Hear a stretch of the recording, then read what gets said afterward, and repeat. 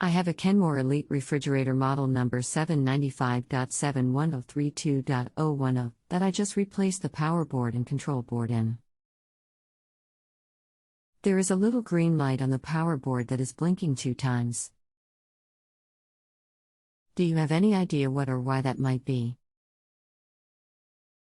It did not light up at all on the old board. My original problem was refrigerator was not cooling or freezing. Can you guesstimate how old your Kenmore is? And just to clarify, what's the exact model? Model is listed above 795.71032.010. Probably about 6 years old. Do you plan on doing the work yourself? I already have replaced both the power board and the control board. Anything else we should know to help you best? Would just like to know what the little green light on the power board blinking 2 times is telling me. Hello. My name is. I'll be helping you with your appliance question today.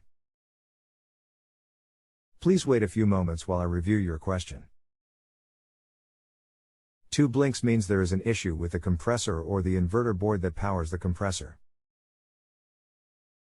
I'm not sure if you replaced board part number EBR 64,173,902 and that is the one you're calling the power board. But that is the inverter board for the compressor.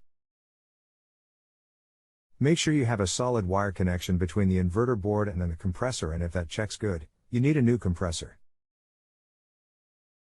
We are on the honor system here. If you need anything else, just let me know. You can continue asking follow-up questions at no additional charge after rating my service if you still need assistance. That is the board I replaced along with EBR 65,002,706.